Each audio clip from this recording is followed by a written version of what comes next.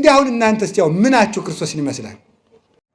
ክርስቶስ ለቤተ ክርስቲያን ሞተላት። ለሚስቱ የሚሞት ባል የለም።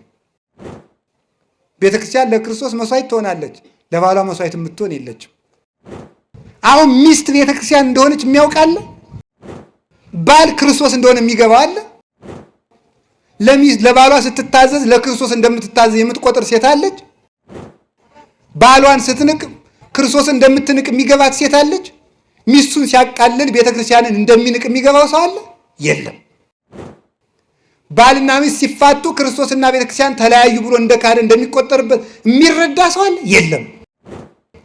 እማያውቁት ያላውራ በጎች የጸነሱ ዝጉርጉር የሌላቸው ክርስቶስን የማይመስሉ ምዕመናን፣ ክርስቶስን የማይመስል ትዳር፣ ክርስቶስን የማይመስል ገዳም፣ ክርስቶስን የማይመስል ቤተ ክህነት፣ ክርስቶስን የማይመስል ንግድ፣ ክርስቶስን የማይመስል ንግግር፣ ክርስቶስን የማይመስል ስልጣን፣ ክርስቶስን የማይመስል አለባበስ፣ ሁለንተናችን ክርስቶስን የሚመስል ምልክት የለንም።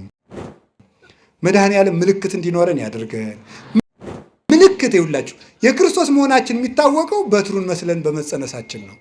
የክርስቶስ መሆናችን የሚታወቀው እሱን የምንመስልበት አንዳች ነገር። እስቲ እንደው እግዚአብሔር ያሳያችሁ፣ ክርስቶስ ያመልክታችሁ። አሜን በሉ።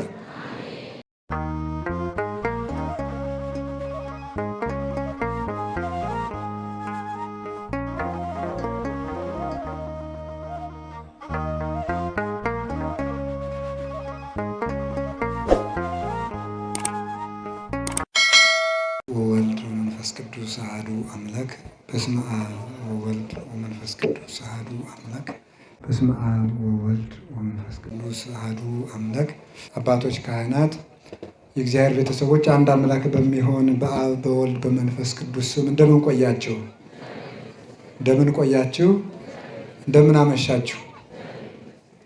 እግዚአብሔር አምላካችን በሀብት ስቦ በረድኤት አቅርቦ እንድንሰባሰብ በስሙ እንድንሰበሰብ ስለፈቀደልን ስሙ የተመሰገነ ይሁን። በመካከላችን ተገኝቶ እንዲያስተምረን ቅዱስ ፈቃዱ ይሁንልን። ወደ የቤታችን ለመመለስ ጊዜው አጭር በመሆኑ አጠር ያለ መልእክት እንማማራለን ማለት ነው እና እሷን ይዘን እንጨርሳለን። ወኩሉ ዘቦቱ ትምህርት ለያዕቆብ ውእቱ ወዘአልቦ ትምህርት ለላባ ውእቱ በሚደርስ እንማማራለን። ምልክት ያላቸው በጎች ለያዕቆብ፣ ምልክት የሌላቸው በጎች ለላባ በሉ አንድ ጊዜ። ምልክት ያላቸው በጎች ለያዕቆብ፣ ምልክት የሌላቸው በጎች የማን ናቸው? እሺ፣ ኦሪት ዘፍጥረት ምዕራፍ 30 ቁጥር 41 ላይ የምናገኘው ኃይለ ቃል ነው። ይህንን ኃይለ ቃል በዘመኑ ሳይኖር ለቅዱሳን እግዚአብሔር በሚሰጠው መንፈሳዊ ዓይን ተቃኝቶ የጻፈልን አባታችን ሙሴ ነው።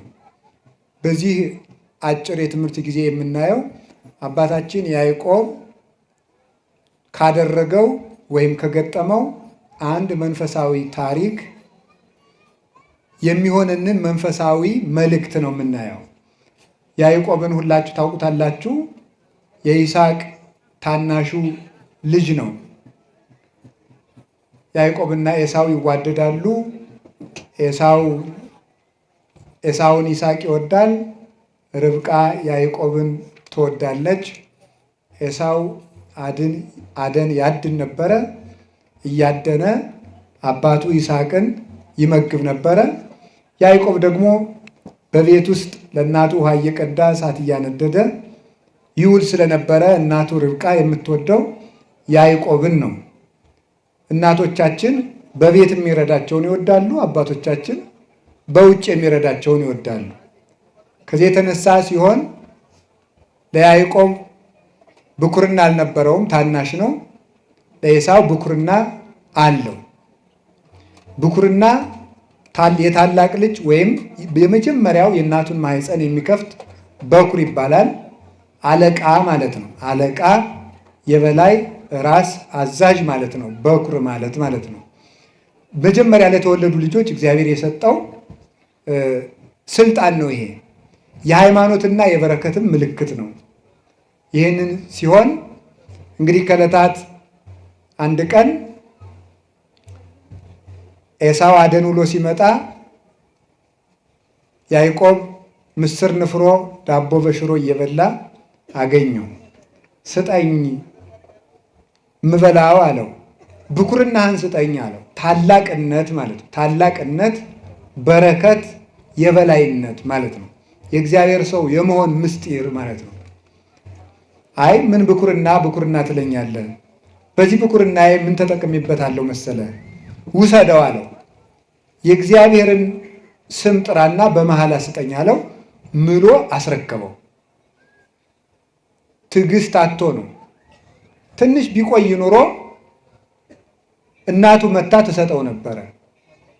በመቸኮሉ ግን ክብሩን ለምስር አጥተዋል ማለት ነው። በመቸኮላችን ምክንያት የምናጣው በጣም ብዙ ነገር አለ። በጣም ዓለምን የሚያውካት አሁን ችኮላ ነው።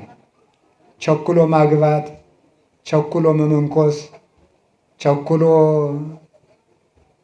መብቃት፣ ቸኩሎ ቅዱስ መሆን ያምራችኋል አይደል? እናንተ ራሳችሁ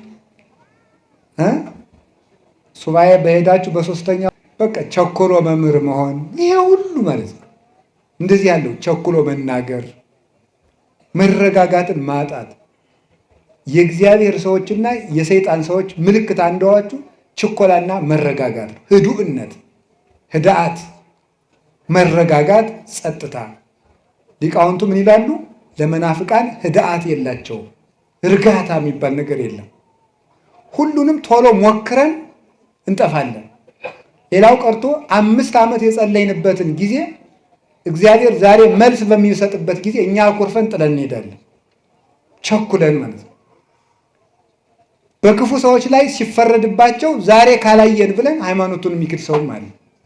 ከቤተክርስቲያን የሚወጣ ዛሬ ለምን ዋጋቸውን አይሰጣቸውም ብሎ ዲዮቅልጥያኖስ የተባለው ንጉሥ ቤተክርስቲያንን ያን ያህል የክርስቲያኖችን አካላቸውን እንዳክርማ እየሰነጠቀ ደማቸውን እንደ ውሃ ሲያፈስ የነበር በመቸኮሉ ነው።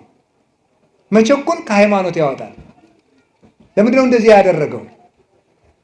አባ አጋግዮስ የሚባል ሰው ነበር ጳጳስ። በዘመኑ የነበረው ዲዮቅልጥያኖስ ከፋርስ ንጉሥ ጋር ተዋግቶ የፋርሱን ንጉሥ ልጅ ማርኮ አምጥቶ ለጳጳሱ ለአባ አጋግዮስ ጠብቅልኝ ብሎ ሰጠው። ጠብቅልኝ ብሎ ሲሰጠው ያኛው ንጉሥ መጣና ወርቅ ሰጥቶ ልጁን ይዞት ሄደ። ለጳጳሱ ወርቅ ሰጥቶ ዲዮቅልጥያኖስ ክርስቲያን ነው እኮ መጥቶ ሲጠይቀው ያ ልጅ እሳ ሲለው ሙቶ ቀብሬዋለሁ አለ። በሌላ ጊዜ ጦርነት ተነስቶ የዚያን ንጉሥ ልጅ ዲዮቅልጥያኖስ ማርኮ አምጥቶ ቤት አስቀምጦ ጳጳሱን ያ ልጅ እሳ አለው ሙቶ ቀብሬዋለሁ አለው። ለካ እንዲህ እያሉ እየቀለዱ ነው የሚቀድሱት። እንዲህ እያሉ የቀደሱ ነው ክርስቲያንን የሚሉ። ይሄ ሰውዬ ቅዳሴ ይግባና እግዚአብሔር ካልቀሰፈው እኔ ሃይማኖቴን እክዳለዋል። ቅዳሴ ገባ፣ ቀድሶ ወጣ፣ ምንም አልሆነም።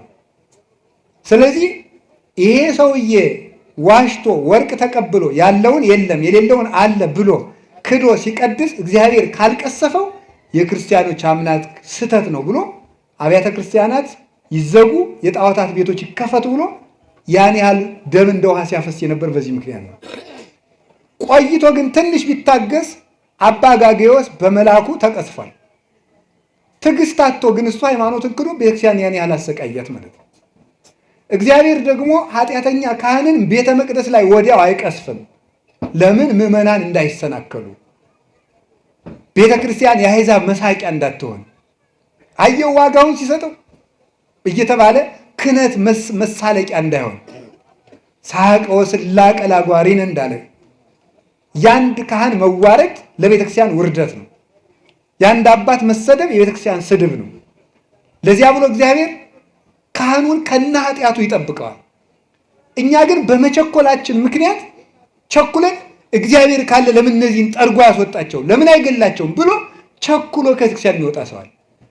ቤተክርስቲያኒቱ ትክክል ስላልሆነች ነው እንጂ የሚሰርቁ የሚያመነዝሩ የሚጠነቁሉ ካህናት ተቀምጠው እግዚአብሔር ዝም ያለ ቤተክርስቲያኒቱ ትክክል ስላልሆነች ነው ብለው መናፍቃኑ ይህንን መሳሪያ ተጠቅመው ቤተክርስቲያንን እግዚአብሔር ትቷታል ብለው ከቤተክርስቲያን የሚያስወጡ ሰዎች አሉ። እንዴት እግዚአብሔር በእነዚህ ካህናት፣ በእነዚህ ዘማውያን፣ በእነዚህ አመንዝራዎች፣ በእነዚህ ዘረኞች አድሮ እንዴት ይኖራል? ቤተክርስቲያኒቱማ ከቀረች ስንት ዓመቷ የሚሉ ሰዎች አሉ። መንደር ለመንደር እየገቡ እንዲህ የሚያደርጉ ግን ቅዱስ ጳውሎስ እንዳለ ወኩሉ ጾሮ ይጸውር። እኔ ራሴ ያጋጥሞኛል በእውነት ማለት ነው። ስጋው ደግሞ አልቀበልም በቃ በካህናት ላይ በማየው ችግር ምክንያት እኔ አልቆርብም ያሉ ምዕመናን አጋጥሞኝ ያውቃሉ። ግን ወኩሉ ጾሮ ይጸውር ገላትያ 6 ላይ ሰው ሁሉ የየራሱን ሸክም ይሸከማል። አንድ ንስሐ ልጅ የንስሐ አባቱን መሬት የእኩል ይዞ ሲያርስ የእኩል ይዞ ያርሳል። አንድ ቀን ሲያርግ ወርቅ በድስት ተቀብሮ አገኘ። ለሎሌው ይህ ወርቅ የንስሐ አባታችን ስለሆነ እንካ ወስድ ስጣቸው ብሎ ሰጠው። እሳቸው ወርቁን ተቀበሉና አይ ይገለኛል፣ ማን ነው ይካፈለኛል ሲሉ ያን ሎሌውን ገደሉት። ወርቁን መብላት ሌላ ወንጀል ሳያካፍሉ እደግልኝ ብሎ ማካፈል ሲገባ ልጁን መግደል ሌላ ኃጢአት። ይህንን ሲያደርጉ እንግዲህ ይሄንን ይዘው ሲቀድሱ እግዚአብሔር ዝም የሚላቸው ከሆነ እኔ አልቆርብም፣ ቁርባኑ የሚቅር ቅዳሴው የሚቅር ሁሉም የይስሙላ ነው አለ ሰው። በጣም ንጹሕ ምዕመን ስለሆነ እግዚአብሔር በዚህ ምክንያት ከቤተክርስቲያን ወጥቶ እንዲቀር ስላልፈለገ አንድ ቀን በራእይ ተገልጦ መልአኩ ምን አለው? ይሄ ምንጩ የወርቅ የሆነ ውሃው ንጹሕ የሆነ መቅጃው ደግሞ የወርቅ የሆነ በወርቅ ማንኪያ ውሃ እየቀዳ ሰውነቱ እጁ ቁስል የሆነ ሰውዬ እንካጠጣ ሲለው ያ እኔ ያልጠጣም እጸይፈዋለሁ አለ። እንዴ ገንዳው ንጹሕ፣ ምንጩ ንጹሕ፣ ውሃው ንጹሕ፣ ማንኪያው ንጹሕ፣ ከቁስሉ ምን አለ ዝም ብለህ ጠጣ አለ። ከዚያ በኋላ ነቅቶ ምን እንዳለ ታውቃላችሁ? ምንጩ ንጹሕ ቤተ ክርስቲያን ናት። ውሃው ንጹሕ ኢየሱስ ክርስቶስ ነው። ማንኪያው ንጹሕ የተባለ የሐዋርያት ክህነት ቄስ ቢረክስ ክህነት አይረክስም። ቁስል የተባለ የካህኑ ኃጢአት ነው። እኔ ምን አገባኝ ብሎ ሥጋው ደግሞ ተቀብሎ ለካ ቅዱስ ጳውሎስ ሰው የየራሱን ሸክም ይሸከማል ያለው ይህን ነው አለ። ሰው የየራሱን ሸክም ይሸከማልና ቄሱ የራሱን ይሸከማል ብሎ ከቤተ ክርስቲያኑ ጸንቶ ኖረ። አሁን የመንደር ጠለቅላቆች የሆኑ ሾላኮች ምዕመናንን አንድ የሚያሰድዱበት ኢትዮጵያ የዓለም ብርሃን በሚባለው ቴዎድሮሳውያን የሚባሉት ተሐድሶዎችም ጭምር ቤተ ክርስቲያኒቱን ትቷታል። ኃጢአት ሰልጥኖባታል። ጳጳሳት ኃጢአተኞች ናቸው። መነኮሳት ኃጢአተኞች ናቸው። ገዳሙም ረክሷል። ዲያቆናቱም ረክሰዋል። ቄሶቹም ረክሰዋል። ስለዚህ የክርስቶስ ቤተ ክርስቲያን አይደለችም ብለው ስለሚሉን ቸኩለን መቅሰፍት ባለማየታችን ከቤተ ክርስቲያን እንደ ኤሳው ቸኩለን እንዳንወጣ እግዚአብሔር ይጠብቀን። አንዳንዱ ምስር ብሎ ማለት ነው። አንዳንዱ ምስር ብሎ ለስሜቱ ለስግብግብነቱ ወጣ። ያዕቆብ ያንን ተግቶ ቢፈልገው አላገኘውም። እዚህ በኋላ ይስሐቅ ልመርቅህ አለው። ና ልመርቅህ አለው። እየሮጠ ሄደ። ሊያድን ሲሄድ ያዕቆብ ቶሎ ብሎ ኤሳው አድኖ እስከሚመጣ ድረስ አርዶ አወራዶ ለአባቱ ሰጠው። የማንን? የኤሳውን ልብስ ለብሶ አይጥጤና ማዛው ለወልድ የጥቀ ጥንቁቀ ከመጼና ገዳም ዘባረኮ እግዚአብሔር እምነጠሉ ለሰማይ ወምነ ስፍሐ ለምድር ይኩን በረከትከ። እንዲህ ያለ በረከት ይስጥህ ልጄ ብሎ መረቀው። ፈጥኖ ስለደረሰ ትልቁ ልጁ ሳይደርስ ታናሹ ልጁ አባቱን አስደሰተ። አባ ጊዮርጊስ ዘጋስጫ ኤሳው የአዳም ምሳሌ ነው፣ ይስሐቅ የእግዚአብሔር ምሳሌ ነው። ታላቁ ልጁ ፈጣሪውን አላስደሰተም፣ አዳም ፈጣሪውን አስከፋ። ታናሹ ልጅ የታላቁን ልብስ ለብሶ አባቱን ደስ አሰኘ ማለት የአዳምን ሥጋ ለብሶ ለአባቱ ራሱን የተወደደ መስዋዕት አድርጎ ያቀረበ ክርስቶስ ነው። ከዚያ በኋላ በረከት ለምድር ተሰጠ። የያዕቆብ ልጆች በዚህ 12 ልጆች በያዕቆብ በረከት ተባረኩ። እሱ የታላቅ ወንድሙን ልብስ ለብሶ ለአባቱ ባቀረበው ምግብ ባገኘው በረከት የእሱ ልጆች በረከትን አገኙ። መላው እስራኤል ተባረኩ። ክርስቶስ ለአባቱ ባቀረበው የእኛን ሥጋ ለብሶ ባቀረበው መስዋዕት 12ቱ ሐዋርያት ተባረኩ። በእነሱ በረከት ቤተክርስቲያን ጸንታ ትኖራለች። እግዚአብሔር ለያዕቆብ የሰጠው የበረከት ቀጠሮ በቤተ ክርስቲያን ጸንቶ ይገኛል ይላል ቅዱስ ዮሐንስ አፈወርቅ። በቤተ ክርስቲያን ጸንቶ ይገኛል። ማርና ወተት የምታፈስ ምድር አልሰጠውም።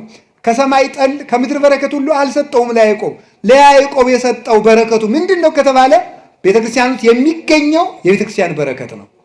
ይህንን በረከት ሰጠው። በኋላ ሊገለው ሲፈልገው ተሰዶ ሄደ። ሂድ ወደዚያ ወደ አጎት ሂድ አለው። ሄደ። መንገድ ላይ ተንተርሶ መንገድ ላይ ሲደርስ መሸበት፣ እንቅልፍ መጣበት። ከመንገድ ዘወር ብሎ ተኛ። እንደተኛ ከተንተራሳት ደንጊያ ላይ መሰላል ከምድር እስከ ሰማይ ተተክላ መላእክት በውስጧ ሲወርዱባት ሲወጡባት ከጫፏ ላይ እግዚአብሔር ተቀምጦባት አየ። ይህ ስፍራ ታላቅ ነው። ዛቲኑ ሆታ ለሰማይ፣ ይህች የሰማይ ደጅ ናት። ይህ የሰማይ ደጅ ነው። ዘይት ሐነጽ ቤተ እግዚአብሔር ብሎ እዚያ ላይ ዘይት አፍሶ ያዕቆብ ስደቱን ቀጠለ። እየተረጎምን ለመሄድ ይቺ መሰላል እመቤታችን ቅድስት ድንግል ማርያም ናት። መሰላል በማለዳው ክፍለ ጊዜ እንደተማርነው የላዩ ወደ ታች እንደሚወርድ አምላክ ሰው ሆኖባታል። የታቹ ወደ ላይ እንደሚወጣ ሰው አምላክ የሆነው በእሷ ንጽህና ነው። የወርቅ መሆኗ የእሷ ንጽህናዋ ቅድስናዋ ነውር የሌለባት መሆኗ ነው። ላይ ጫፏ ላይ ያለው የመሰላሉ ራስ የድንግል ማርያም ሕሊና ነው። እንደምታስታውሱት ቅዱስ ጳውሎስ ምን ይላል? የሴት ሁሉ ራስ ወንድ ነው ይላል። የሴት ሁሉ ራስ ወንድ ነው አይደል እንዴ?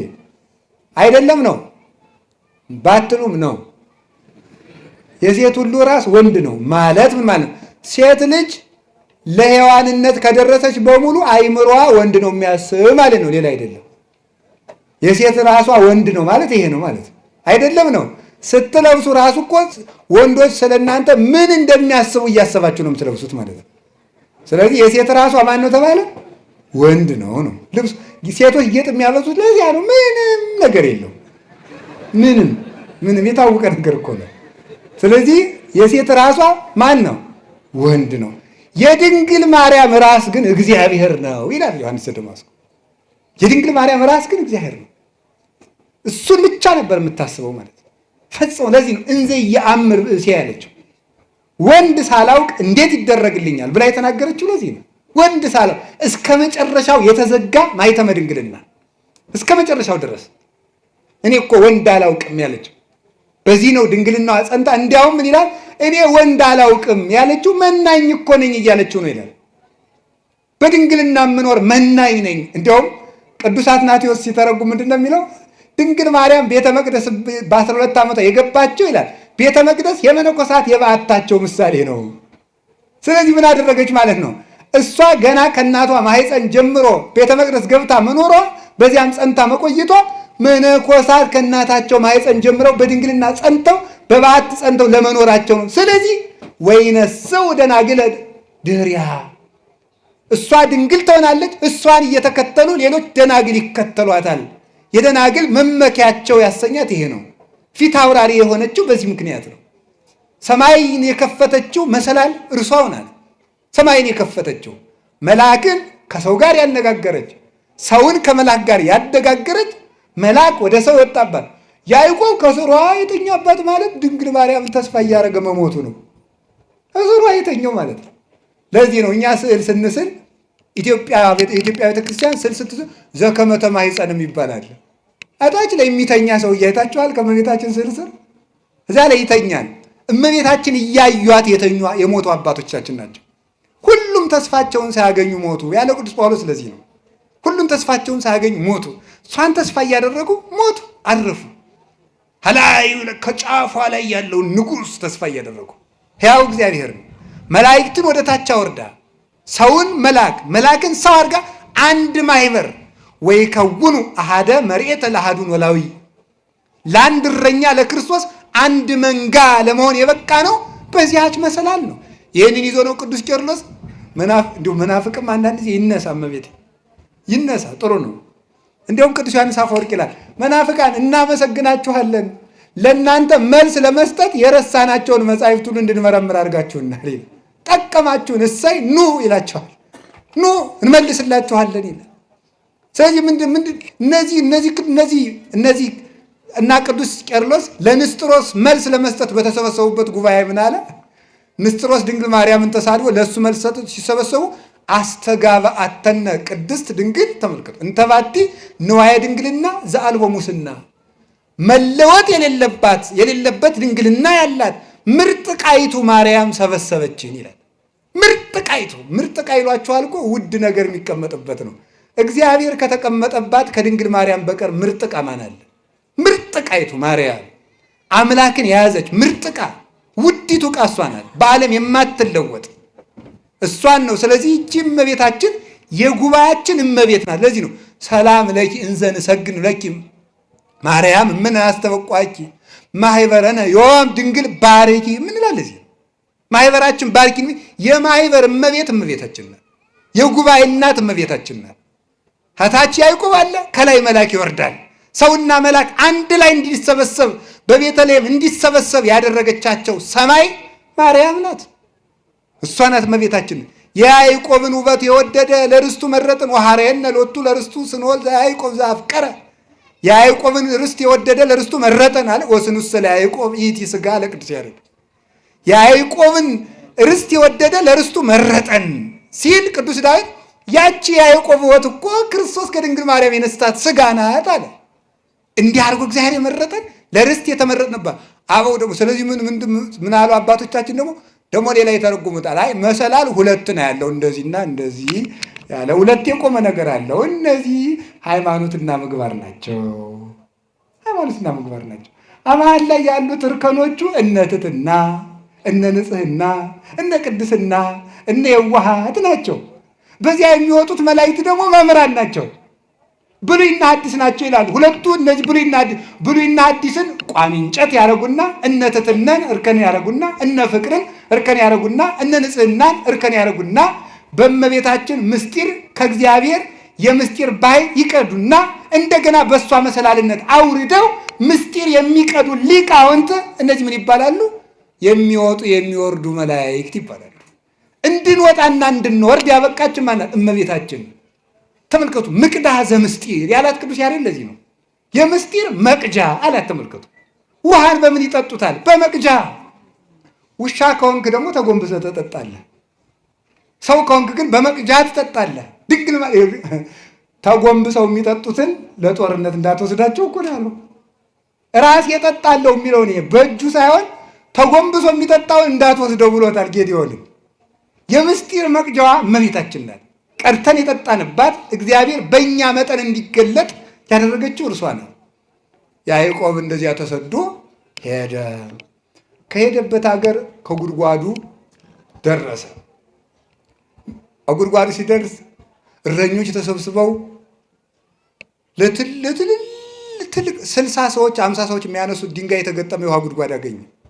እረኞች ከፍተው እንዳያጠጡ ጨነቃቸው። ምን ይደረግ? በጎቹ ቁለጨለጫሉ። ከዛ በኋላ ምን አደረገ? ያዕቆብ ለምን አታጠጡም አላቸው። አይ ብቻችን አንችልም አለ። ኃያል ነው ያዕቆብ። ብቻውን ያን ድንጋይ ያነሳና አጠጣላቸው። ይህ ያዕቆብ ኢየሱስ ክርስቶስ ነው። የውሃ ጉድጓድ ቤተ ክርስቲያን ናት። በጎቹ ክርስቶስ እየጠማቸው 5000 ዘመን የተራቡ የአባቶቻችን ነፍሳት ናቸው። ከፍተው ላይ የተገጠመው ትልቅ ድንጋይ መርገም ነው። አበውን ተጭኖ የነበረው ከፍተው ማጠጣት አቅቷቸው የሚቁለጨለጩት እረኞች ነቢያት ናቸው። ዓለምን ማዳን ያቃታቸው። ተመልከቱ። እስካመ ይመጽእ ዐቢይ ኖላዊ ያለ ቅዱስ ያሬድ። ታላቁ እረኛ ክርስቶስ እስከሚመጣ ድረስ እሱ ሲመጣ ከሰተ ዋስተ መሬቶ እሱ መርገሙን አነሳና አጠጣቸው። በወገቡ ታላቁ እረኛ ያለ ተመልከቱ። ያለው ያዕቆብ እስኪመጣ ድረስ ሁሉ አልተከፈተም። ክርስቶስ እስኪመጣ ድረስ የምሕረት ይቅርታ አልተሰጠም። እርግማን በላያችን ላይ ነበር። እርግማናችንን አንከባሎ አያችሁ። ልብ በል ጎበዝ፣ እያስተዋላችሁ ነው። እመቤቴ ይኸውላችሁ የእርግማኑን ድንጋይ ከማንሳቱ በፊት ምን አይቷል? መሰላሏን አይቷል። ክርስቶስ እርግማናችንን አስወገደልን ከማለት በፊት ድንግል ማርያምን መረጣት ማለት ይቀድማል። ለዚህ ነው አባቶቻችን ያዕቆብ ከፍቶ አጠጣ ከማለት በፊት እረኞቹ ይቁለጨለጩ ነበር ማለት ይቀድማል። ይህን ሊቃውንት ብለው ይተረጉሙታል። እንዲህ ብለው ይተረጉሙታል። ምን ብለው? ሰው ይላሉ አባቶች፣ ሰው ከነገረ ክርስቶስ አስቀድሞ ነገረ ማርያምን መማር አለበት፣ ከነገረ ማርያም አስቀድሞ ትንቢተ ነቢያትን መማር አለበት ያሉ ለዚህ ነው። ይህን ያላወቀ ሰው ከክርስቶስ መድረስ ፈጽሞ አይችለው። መሰላሊቱን ሳታይ አጉድጓዱ እንዴት ብለህ ትደርሳለህ? ድንግል ማርያምን ትተህ ያዕቆብ ከከፈተው ጉድጓድ መጠጣት አትችልም። መሰላሏን ሳታይ አይቻልም። ይሄ ቅደም ተከተል የክርስቶስ የሥጋዌ ጎዳና ነው። ከዚያ በኋላ ሄደ። ራሔል እየሮጠች መጣች። ደግሞ አያችሁ፣ ደግሞ ከጉድጓዱ ራሔል እየሮጠች መጣች። አንቺ የማንሽ? እኔማ የላባ ነኝ። ወንድሜ ነው ይሄ ሳላት፣ ወንድሜ ነው ይሄ። ከዚያ በኋላ አብሯት ገባ። አብሯት ከገባ በኋላ ራሔልን አጋባኝ አለው። እሺ አለው። ራሔልን አጋባኝ ሲለው እሺ አለና አውቆ ትልቅ እያለ ትንሽ አይዳርም። ታላቂቱ ልያ እንደው መልኳ የዚያን ያህል ነው። እሷን ዳረለት። ኋላ ተዳር ሰርጎ ዓለም ቀለጠ ተብሎ ስትታይ ማናት? ልያ። ታምር እኮ ነው። ራሔልን ብሎ ወዶ ልያ። አይገርማችሁም? እናንተ እንደዚያ ሆናችሁ አታውቁም? በመልክ እኮ አይደለም። ራሔልን ብላችሁ እየለፋችሁ ልያ ናችሁ። በቃ ሁሉ ነገር ማለት ነው። መጨረሻ ላይ መልክ ለፍቶ ለፍቶ ልያ፣ ለፍቶ ለፍቶ ልያ። እንዲሁ ይገርማል እኮ ለፍቶ ለፍቶ እግዚአብሔር ውጭ ተለፍቶ ተነግዶ ተነግዶ መጨረሻ ላይ ልያ ነው ሲነጋ ማለት ነው። ሲነጋ ያው ነው። ዛሬ እንዴት ላድርጋ ነው? 7 ዓመት ተገዛልኝ አለ። 7 ዓመት ተገዝቶ ማን ይሰጠዋል? ልያን። ደቆ አይደርስም። 7 ዓመት ተገዝቶ ልያን ከሰጠ በኋላ እንዴት ታደርገኛለህ ሲለው ትልቅ እያለ ትንሽ አይዳር ማለት። እንደገና ደግሞ 7 ዓመት ተገዛና ራሔልን ልጨምርልሃል። እንደገና 7 ዓመት 7 ዓመት ከተገዛ በኋላ በል ደሞዝ ስጠኝና ወደ ሀገሬ ልመለስ ሲለው እንደገና 7 ዓመት። ስንት ዓመት ተገዛ ያዕቆብ? 21 ዓመት ተገዛ። ግን ያዕቆብ ራሔልን ይወዳት ነበርና ለያዕቆብ ጥቂት ቀን ሆነለት ይላል። በያዕቆብ ውበት ምክንያት 21 ዓመት እንደ ቀን ተቆጠረ። ራሔል መንግሥተ ሰማያት ናት ይላሉ ሊቃውንቱ።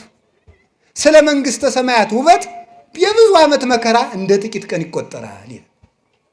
ያዕቆብ መከራውን ያልሰለቸው የሚወዳትን ራሔልን ስለሚያውቅ ነው። ቅዱሳንን መከራ ያልሰለቻቸው የመንግሥተ ሰማያትን ውበት ስለሚያውቁ ነው። ሕማምነ ዘለሰዓት ክብረ ወስብሐተ አፈርፊዶ ይገብር ለነ ይላል ቅዱስ ጳውሎስ። ለጥቂት ሰዓት ቅዱስ ጳውሎስ ያን ያህል ዓመት ተሰቃይቶ የጥቂት ሰዓት መከራችን ይለዋል። የጥቂት ሰዓት መከራችን ብዙ ክብርን አብዝቶ ይሰጥናል ይላል። የጥቂት ሰዓት ቅዱስ ቄርሎስ ዘእስክንድርያ ይህን ሲተረጉም ይላል ዓለም ከተፈጠረ ጀምሮ እስከሚጠፋ ድረስ ያለ የሰው ልጅ በሙሉ ዋጋ ሆኖ ቢሰጥ መንግሥተ ሰማያትን ለአንድ ደቂቃ ትክ ብሎ ለማየት እንኳን ዋጋ አይገኝም ይላል። ግን አጋንንትን ያሳፍራቸው ዘንድ ሕያው ቅዱስና መሐሪ እግዚአብሔር ይችን የመሰለች ሀገር በቀዝቃዛ ውሃ ሰጠን ይላል። ቸር ይለዋል። እኮ ነው በእውነቱ ማለት ነው። ቸር በቀዝቃዛ ውሃ መንግሥተ ሰማያትን የሚሰጥ ነጋዴ እግዚአብሔር ብቻ ነው። እግዚአብሔር ብቻ ነው። ከዚያ በኋላ ያዕቆብ ደመወዜን ስጠኝ ሲለው 7 ዓመት ገዝቶ ደግሞ አልሰጥም። እኛም መንግሥተ ሰማያት የመንግሥተ ሰማያትን ውበት ገብቶን መከራ እንድንንቅ እግዚአብሔር ይርዳን። አሜን በሉ እንጂ። ራሔልን ለማግኘት ስንት ዓመት መገዛት ያስፈልጋል? ልያን እዘህ የምትሮጥ ከሆነ መሮጥ ይቻላል። ራሔልን እስከምታገኝ ድረስ ድካም ነው። አሁን የፕሮቴስታንቱ ምኑ እኮ ደክሞት ነው። ኧረ በቃኝ እኔ ወዴ ሞላ እኔ እያለ የሚጃጃል ነው። ልያን ይዞ የሚሮጥ ነው ይሄ ሁሉ ማለት ነው። ራሔል አይደርስም። ትዕግስት የላቸውም። ለራሔል ዋጋ አይከፍሉም። ለመንግሥተ ሰማያት ዋጋ አይከፍሉም። አዛላ ተገዛ። ደሞዜን ስጠኝ ስለው አልሰጥም። ኋላ አይ በቃ እንግዲህ አይደርስም መስሎት እኮ ነው። በል እንግዲህ ዝጉርጉር እግዚአብሔር ምን ብሎ ይመክረዋል ያዕቆብን? ዝጉርጉር ሲወለድ ለእኔ ይሁን በለው አለው። ኋላ ሄደና ዝጉርጉር ሲወለድ ያዕቆብ በግ ጠባቂ ነው። አብዛኞቹ የእግዚአብሔር ቅዱሳን በግ ጠባቂዎች ናቸው። የሚገርማቸው ዳዊት በግ ጠባቂ ነው። ሙሴ በግ ጠባቂ ነው። አብርሃም በግ ጠባቂ ነው። ዮሴፍና ወንድሞቹ በግ ጠባቂዎች ናቸው። ያዕቆብ በግ ጠባቂ ነው። ሁሉም በግ ጠባቂ ነው። ምክንያቱም የክርስቶስ ምሳሌ ክርስቶስ የእኛ እረኛ ስለሆነ ማለት ነው። የእሱ ምሳሌዎች ስለሆነ ከዚ በኋላ ዝጉርጉርን ስጠኝ በለው አለ። ዝጉርጉር ሲወለድ ልውሰድ አለ። ውሰድ አለ። ዝጉርጉር ምን 10 ዓመት አንድ ቢወለድ ነው ብሎ ነው። ደው ድረስ እኮ አይደርስም መስሏችሁ የምትገቡት ቃል ኪዳን ብዙ አይደል? ብዙ ድሮ እናት አባቶቻችን እንደሚቀልዱብን ማለት ነው። ይሄንን ግልገል አሳድግና ያንተ ነው ይሉና ስንለፋ ጫው ስናልስ ለይተን ቅጠል ስናበላ ከርመን ደግሞ ይቻውን የተወለደችው ናት እንባላለን። አይ መከራችን እኮ ነው እንደሆነ ስንለፋ ይሄ እንግዳ ስለሚመጣውን ልናርደው ነው ፊኛውን እሰጣለሁ ለአንተ እንባላለን። ከስረን ቅርት እንደው ይገርማል። እንደዚህ እኮ ነው ማለት ነው። ያንዳንዱ ትዳር ቃል ኪዳን እንደዚያ ነው አይደለ? እንደዚህ አይደርስም መስሏችሁ ማለት ነው። እንደው እሺ በይኝ እንጂ እኔ እንደው ምንም እኮ ነው። ሰውየው ራሱ ዛሬ ምንም አያደርግም። ዘዋለ የመጨረሻ በጥብጥ ነው የሚሆነው ማለት ነው። እና እንደዚህ አድርጎ አይደርስም መስኮት ዝጉርጉር ውሰድ አለ። የማይጨበጥ ተስፋ መስጠት ያጋንንት ምናቸው ነው? መለያቸው ነው። የማይጨበጥ ተስፋ መስጠት። እስቲ እግዚአብሔር ያሳየችው። አሁን ባለፈው አንድ ሰው ሲነግረኝ ነበር፣ አንድ ፓስተር ያደረገውን። ሁላችሁም አካውንታችሁን አምጡትና ቡኩን እዚህ ያስቀምጡትና ኢየሱስ 100 ሺህ ብር ያስገባላችኋል። ኧረ አያስገባም። ነውር እኮ ነው በእውነቱ። የማይጨበጥ ተስፋ መስጠት ነውር እኮ ነው። ያጋንንት ጠባያቸው ነው። የመናፍቃን ጠባያቸው ነው። ጌታ ኢየሱስ ይላል በቅርብ ቀን መኪና ይኖርሃል። ላይኖርም ይችላል። ነውር አይደለም ይሄ? መኪና ይኖርሃል ይለኛል ይላል። ባይኖረው አይጠየቅም። እዚያ በኋላ በቅርብ ቀን ባንኩ ይሞላል። ከየት መጥቶ ተጎልተ ያልሰራውን? ነውር እኮ ነው። ያልዘሩትን ማጨድ ይቻላል? እንዲሁ የእነሱ ጅልነት እኮ አይደንቀኝም። የእናንተ እብደት ነው እኮ። እናንተ እብድ አይደላችሁም። እዚያ የሚያብዱትን ነው። እንዲሁ በጣም ነው እኮ የሚያስደንቀው በእውነት ማለት ነው። እንደዚህ አድርጎ እና እንደ ላባ አይደርስም እየመሰላቸው ሲደርስ እንጨናነቅበታለን ብለው የሚያደርጉ ሰዎች አሉ። እግዚአብሔር አሁን እንዲሁ እያለ የሚስቅ እግዚአብሔር አሁን አንዱ ያደረገውን ሰምታችኋል። እግዚአብሔር ስንት ሴቶችን ነው እግዚአብሔር ከኔ ውለዱ ብሏችኋል እያለ ሲያጃጅል አሁን ደቡብ አፍሪካ ታስሮ ያለ ከ60 በላይ ሴቶችን ነፍሰ ጡር አድርጎ ማለት ነው። አሁን ይህንንም እንግዲህ ጌታ ኢየሱስ ፈቅዶ ብሎ የሚቀበል እብድ ንፍልል ማለት ይህ እኮ ነው። እውነት ነው የምነግራቸው። የማይጨበጥ ተስፋ አንሰማም። እስኪ በሉ የማይጨበጥ ተስፋ በሉ። ምን አንልም። ደግሞ ምንድን ነው የሚለው መጽሐፍ? ወዘሰ ዘያስተሪ ኢኮነ ተስፋ። የሚታየው ተስፋ አይደለም። እስኪ በሉ ሁላችሁ የሚታየው በሉ። ምን አይደለም? ተስፋ አይደለም። በሚታይ ጤና ይሰጥሃል። በቅርብ ቀን በእግርህ ትሮጣለህ። በቅርብ ቀን በእጅህ ትሮጥ። ምንድን ነው እንደዚህ ያለ ነገር? ዘሐመ ምስለ ክርስቶስ ይነግስ ምስለ ክርስቶስ እምከመ አረይነ ሕማመ ምስሌሁ ከማሁ ንኤሪ ክብረ ምስሌሁ። ቅዱስ ጳውሎስ ያለው በመከራ ከመሰልነው በክብር እንመስለዋለን። ከክርስቶስ ጋር እንሞታለን፣ ከክርስቶስ ጋር እንነሳለን። የሥጋ ስብከትን ተስፋ የሚያስደረግ የላባ ስብከት ይሄ ነው። ዝቁርቁሩን ውሰድ የሚል አይደርስም መስሎት ነው። ኋላ ምን አደረገ? ያዕቆብ የዋህ ነው፣ ሞኝ ግን አይደለም። ቅድም እንደተነገርነው 3 በትሮችን ወሰደና ላጣቸው። 2ቱን ላጣ፣ አንዱን ቅጥልጣል አደረገው። ቅጥልጣል ወይም ሸመለመሌ ምን ማለት መስላችሁ? አሁን የሆነ ጫፍ ላይ ይልጠዋል፣ ቀጥሎ አይልጠውም፣ ይቀርጸዋል ማለት ዝጉርጉር ማለት ነው። ኋላ እነዚያን አንድ ነው በደንብ አድርጋችሁ እንድትሰሙ። 2ቱ ተልጧል፣ አንዱ ብቻ ነው ወስዶ አገንዳው ያደርገዋል።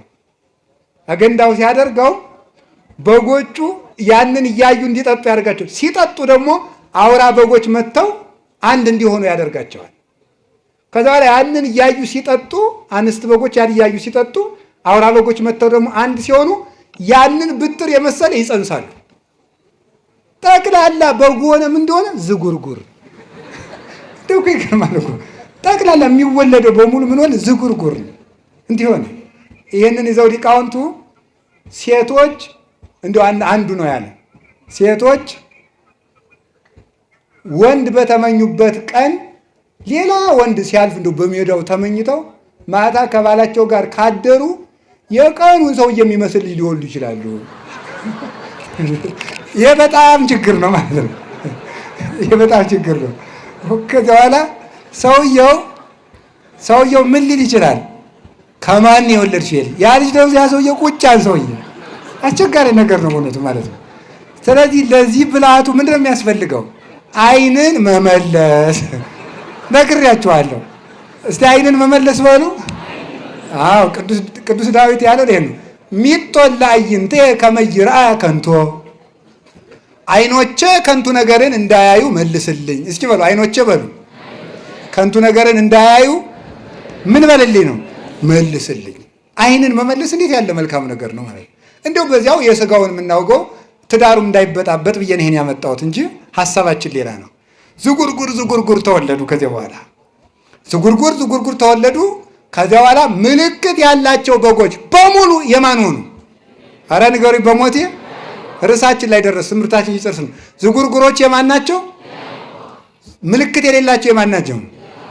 የላባ ናቸው ማለት። እዛው ላይ ያዕቆብ ያንን በግ ካተረፈ በኋላ እግዚአብሔር ምን አለው? ወደ ቤቴል ተመለስ አለው።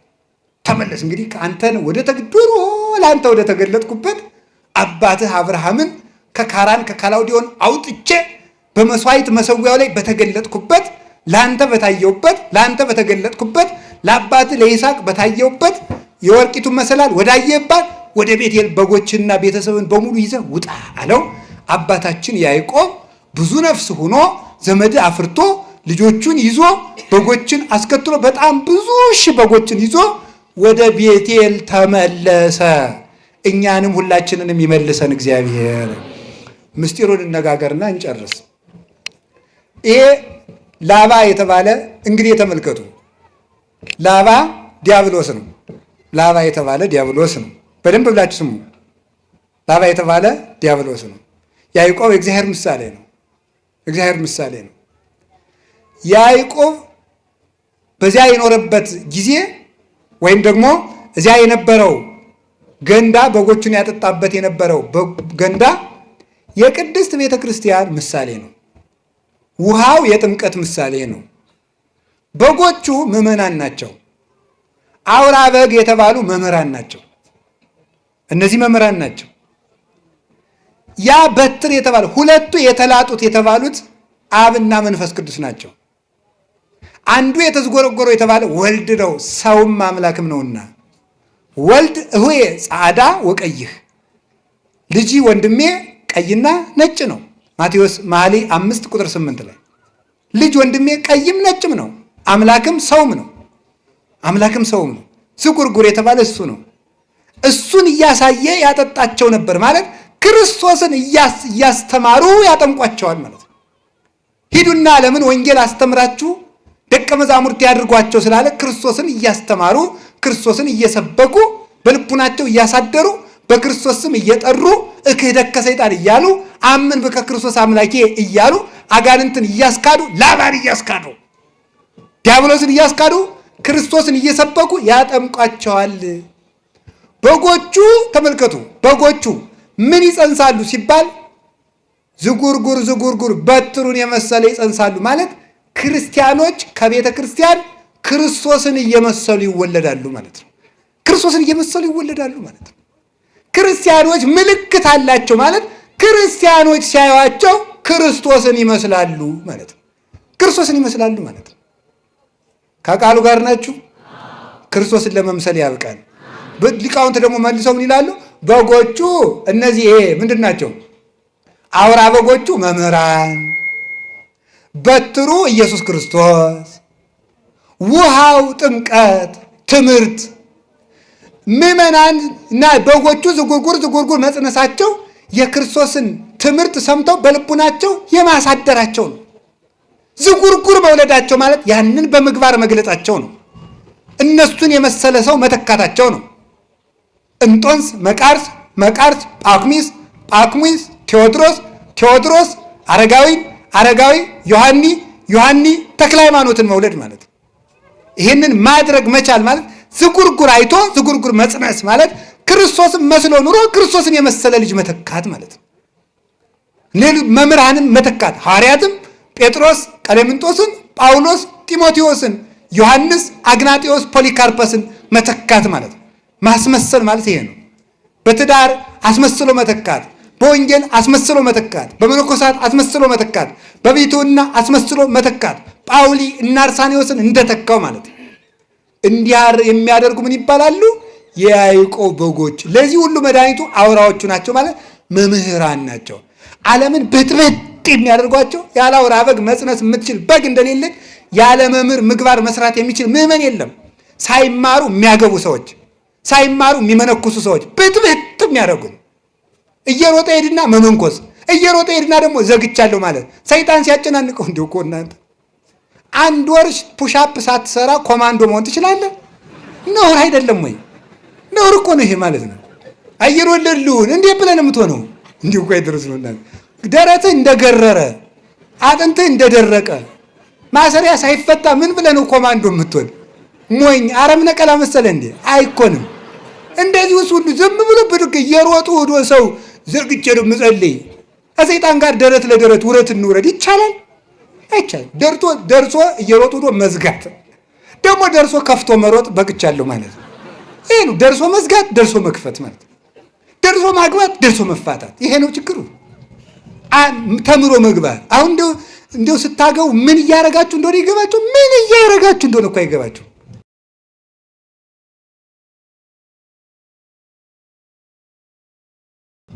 አሁን ሚስት ቤተክርስቲያን እንደሆነች የሚያውቃለ? ባል ክርስቶስ እንደሆነ የሚገባው አለ? ለባሏ ስትታዘዝ ለክርስቶስ እንደምትታዘዝ የምትቆጥር ሴት አለች? ባሏን ስትንቅ ክርስቶስ እንደምትንቅ የሚገባት ሴት አለች? ሚስቱን ሲያቃልል ቤተክርስቲያንን እንደሚንቅ የሚገባው ሰው አለ? የለም። ባልና ሚስት ሲፋቱ ክርስቶስና ቤተክርስቲያን ተለያዩ ብሎ እንደካደ እንደሚቆጠርበት የሚረዳ ሰው አለ? የለም። እማያውቁ ያለ አውራ በጎች የጸነሱ ዝጉርጉር የሌላቸው ክርስቶስን የማይመስሉ ምዕመናን፣ ክርስቶስን የማይመስል ትዳር፣ ክርስቶስን የማይመስል ገዳም፣ ክርስቶስን የማይመስል ቤተ ክህነት፣ ክርስቶስን የማይመስል ንግድ፣ ክርስቶስን የማይመስል ንግግር፣ ክርስቶስን የማይመስል ስልጣን፣ ክርስቶስን የማይመስል አለባበስ፣ ሁለንተናችን ክርስቶስን የሚመስል ምልክት የለንም። መድኃኔዓለም ምልክት እንዲኖረን ያደርገን። ምልክት ይውላችሁ የክርስቶስ መሆናችን የሚታወቀው በትሩን መስለን በመጸነሳችን ነው። የክርስቶስ መሆናችን የሚታወቀው እሱን የምንመስልበት አንዳች ነገር። እስቲ እንደው እግዚአብሔር ያሳያችሁ፣ ክርስቶስ ያመልክታችሁ። አሜን በሉ። እንዲሁ አሁን እኔን ተውኝ፣ መቼም ግድ የለም ደግሞ እኔን ሌላ ሰው ይምከረኝ አይሻልም? እንዲህ አሁን እናንተ እስቲ ያው ምናችሁ ክርስቶስን ይመስላል? እስቲ ንገሩኝ። ስናገር በሉ። እሺ ትመስላላችሁ? እንዴት ነው የምትሉ? ውጣ ግባ ትመስላላችሁ? ለስበላ እስኪ ስበላ በሉ ደግሞ አገሩ እንጂ ትመስላላችሁ ወይ? ሐመሯ ስለብስ እስኪ ስለብስ በሉ ትመስላላችሁ? እሺ ስትነግዱ፣ ምን ስትሾሙ፣ ስትጋቡ፣ አዎ ክርስቶስ ለቤተ ክርስቲያን ሞተላት። ለሚስቱ የሚሞት ባል የለም። ቤተ ክርስቲያን ለክርስቶስ መስዋዕት ትሆናለች፣ ለባሏ መስዋዕት የምትሆን የለችም። ምናችን ነው ክርስቶስን የሚመስለው ብለን መጠየቅ አለብን። ክርስቲያን ተብያ እንደው ክርስቶስን የሚመስል እናንተ በግ እኮ ጥጃ አይወልድም፣ በግ ውሻ አይወልድም። የክርስቶስ ልጆች ሆነን እንዴት የዲያብሎስ መልክ ይኖረናል? ይህንን ነው በእውነቱ ማለት ነው ጌታ ያስተማረን። ምልክት የሌላቸው በጎች ማለት ክርስቶስን የማይመስሉ ክርስቲያኖች ማለት ናቸው። አሁን ነገ ሁለት ነገር ነው ማስተላለፍ የፈለግኩት፣ ጨርሻለሁ ትምህርቴን። አንደኛው የክርስቶስን ስም ይዘው ክርስቶሳውያን ያልሆኑ መናፍቃን ሲመጡ ምልክታቸውን እንድታውቁት ነው። የክርስቶስ ሰው ከሆንክ ምልክት ምንድን ነው? እስቲ ወት ፓስተሩን ይሄ እመቤታችን የሚሰድበው ምን የሚለውን ምልክቱ ምንድን ነው? ከራባት ነው? የክርስቶስ የመሆኑ ዝላይ ነው? 24 ሰዓት መብላት ነው? እርግጫ ነው እያለ ነበር ልጅ እዚህ የሚቀርጸው ልጅ ማለት ነው። እርግጫ ነው? ቦክስ ነው? የክርስቶስ መሆን ውሸት ነው? ገንዘብ ማካበት ነው? ለቆናጽል ግበው ቦሙ ወላይዋፈ ሰማይኒ ምጽላል ቦሙ ለወልደ እጓለ እመሕያው ሳልወቱ ሀበ ያሰምዕ ክርስቶ። እስቲ በምናቸው ነው ክርስቶስ የሚመስሉት? ክርስቶስ እኮ ማንንም የማይነቅፍ ጭምት ነው። ማንንም የማይነቅፍ ፈሪሳውያንን እንኳን የማይሳደብ የጧፍ ኩስታሪ የማያጠፋ የተቀጠቀጠ ሸንበቆ የማይሰብር ፍጹም ህዱ ነበረ። ዝም የሚል እያወቀ ያላወቀ የሚመስል መኑ ጸፋከ እየተባለ የሚሰለቁበት ወታገሰ ምራቅ ርኩሰ ተብሎ የተነገረልን ወይ ጭምትነቱ የለ ወይ ትትናው የለ። ክርስቶስ ከአብ ጋር አንድ አምላክ ሲሆን አብ ይበልጠኛል ይላል። አባቶቼ ይበልጡኛል በሉ ለማለት ነው። የአሁኖቹ መጥተው ማርያምን እንበልጣታለሁ ማለት ነው የቀራቸው። እኩል ነኝ እስቲ በሞት ያፈርሰውን ይውልኝ። አሁን ያሉ ዛሬ ያሉ በምድር ላይ ያሉ ፓስተሮችን እስቲ እንደው በመጽሐፍ ቅዱስ ካለው የሚበልጣችሁ አንድ ሰው ንገሩ ይባል የለም። አንድ የሚበልጣቸው ሚካኤል አይበልጣቸው፣ ገብርኤል አይበልጣቸው፣ ዳዊት አይበልጣቸው፣ አብርሃም አይበልጣቸው፣ ጳውሎስ አይበልጣቸው፣ ድንግል ማርያም አትበልጣቸው። የሚበልጣቸው አብ ብቻ ነው። ክርስቶስም ወንድማቸው ነው። በእነሱ ሎቱ ስብሐት። የሚበልጣቸው ማን? ማንን? ከየት የመጡ ናቸው እነዚህ? ምልክታቸው የዲያብሎስ ልጆች ምልክታቸው ትዕቢት። እስኪ ትዕቢት በሉላችሁ በሉ እንጂ ንገሩኝ። ክርስቶስ ማን ያለ? አብ ከኔ ይበልጣል። እስኪ አብ ከኔ ይበልጣል በሉ። አንድ እንደሆነ ግን አብ አነ ወአብ አሐዱ ንሕነ፣ እኔና አብ አንድ ነን አላለም ብሏል። እኔና አብ አንድ ነን ብሎ አንድ ከሆነ አባቴ ይበልጠኛል ያለ ለምንድን ነው? ከአባቶቼ እኔ አንሳለሁ በሉ ለማለት ነው። ከየትኛውም በላይ ናቸው። የሚሰማቸው ካገኙ ሲኖዶሱ ግድ የለም። እግዚኦ ሰማይና ምድር እኮ ይደነግጣሉ። ክርስቶስ ተመልከቱ፣ አንከሩ ሐራ ልዑላን ተመልከቱ። ሶበሬ ወለሳት ግሩም እንዘ ይትላክ ላርዳይሁ ወይ ቀንት አውቀይሁ። አስደናቂው ግሩም እሳት እሱ ድሪቶ ታጥቆ የደቀ መዛሙርቱን እግር ሊያጠብ በተጎነበሰ ጊዜ መላእክት ደነገጡ ነው፣ አደነቁ ነው። አምላክ የፍጡርን እግር ሲያጥብ እነሱ የድንግል ማርያምን ጫማ ለመሳም አንሰግድም ይላሉ። ይሄ ነው ምልክታቸው። የላባ በጎች ምልክታቸው ይሄ ነው። የክርስቶስ መልክ የላቸውም። ትዕቢት ነው መልካቸው፣ ስድብ ነው መልካቸው፣ ነቀፋ ነው መልካቸው፣ አጉራ ዘላይነት ነው መልካቸው፣ ሆዳምነት ነው መልካቸው፣ ምቾት ነው መልካቸው። ክርስቶስ እኮ የመከራ ሰው ነው፣ እነሱ የምቾት ሰዎች ናቸው። ክርስቶስ ግን እኔን ምሰሉ ነው ያለ። ተማሩ ከኔ ተማሩ ነው ያለ። ከሱ መማር ደግሞ ምንድን ነው? እሱ ራሱን ጥሎ ነው የኖረ። ክብሩን እንደመቀማት እንኳን አልቆጠረው። እሱን እንድንመስል ምን አለ? ወዘሳ ያፈቅራል ነፍሱ ላይ ግድፋ። ሰውነቱን የሚወድ ሰው ካለ ይጣላት። ወዘገደፋ ለነፍሱ በእንቲአየ ይርክባ። ሰውነቱን የሚወድ በገራይተ ጥምቀት በገራይተ መስቀል ይጣላት። ኋላ ብርሃን ለብሳ ብርሃን ተጎናጽፋ ያገኛታል። ስንዴ ከጭቃ ላይ ካልወደቀች አታፈራም። እኔ ካልሞትኩ እናንተም አትነሱም። እንዲሁ ስጋችሁን ካልገሰጻችሁ አትከብሩም ነው ያለ። እሱ መስቀል፣ እነሱ ምቾት። እሱ ትትና፣ እነሱ ትዕቢት። እሱ ፍጹም ዝም የሚል፣ እነሱ ፍጹም ተሳዳቢ። ይኸውላችሁ የያዕቆብ በጎችና የላባ በጎች ልዩነታችን ይሄ ነው። ምልክት የላቸውም። ምልክት ያላቸው በጎች የያዕቆብ ናቸው። በሞት ያን ጊዜ በሉ። ምልክት ያላቸው በጎች የማን ናቸው? የያዕቆብ በጎች ናቸው። ምን ምልክት አለን እኛ? አንዷ ምልክታችን ድንግል ማርያም ናት። እግዚአብሔር ምልክት ይሰጣችኋል፣ ድንግል በድንግልና ትጸንሳለች። ኢሳይያስ ምዕራፍ 7 ቁጥር 14 ላይ እግዚአብሔር ምልክት ይሰጣችኋል፣ ያቺ ምልክትም ድንግል በድንግልና መጽነሷ ነው። ኢሳይያስ ቀጠረ፣ ባለቤቱ ዮሐንስ 19:26 ላይ ነያምክሙ ብሎ ያችን ምልክት ሰጠን። ይችን ምልክት የያዘ ሰው የክርስቶስ በግ ነው። ድንግል ማርያምን የያዘ ሰው የክርስቶስ በግ ነው። ምልክት የሌለው የላባ ነው ማለት ምልክቲቱ ድንግል ማርያም ናትና፣ ድንግል ማርያም የሌላቸው ሰዎች የዲያብሎስ በጎች ናቸው፣ የክርስቶስ በጎች አይደሉም። አንዱ ምልክታቸው መስቀል ነው። መስቀል የላቸውም፣ አያምኑትም፣ ይክዱታል። ቅዱስ ጳውሎስ እንዲና አንሰ ኢይዝያር ዘይንበለ በመስቀሉ ለእግዚእነ ኢየሱስ ክርስቶስ፣ እኔ ከክርስቶስ መስቀል በቀር በምንም በአንዳች ነገር አልመካም፣ ሌላ ትምክት ይራቅልኝ። አልቦ ዘያነጠኒ እንዘ ጸውር ማኅተሞ ለክርስቶስ በሥጋዬ፣ የክርስቶስን ማኅተም በሥጋዬ ተሸክም ያለውና ማንም አያድክመኝ። ገላትያ 6:14 ላይ ክርስቶስ ዓለምን የሚሸከም ሆኖ ሳለ ማቴዎስ 27:57 ላይ እንደተጻፈ ስምዖን ቀሬናዊ እንዲያግዘው ያደረገ ከተቀበለው መከራ መስቀሉ ከብዶት ነው። ነገር ግን ክህነትን በጴጥሮስ ማርያምን በዮሐንስ እንደሰጠ መስቀሉን በስምዖን ለመስጠት ነው፣ በረከት ለማካፈል ነው። መስቀሉ የሌላቸው እነዚህ ተፈጥሯዊነትን የካዱ ስንፈጠር እንኳን እግራችን ስንዘረጋ እጃችን ዘረጋ መስቀል መሆናችን ለመስቀል እኛ ራሳችን የመስቀል ምልክት ነን።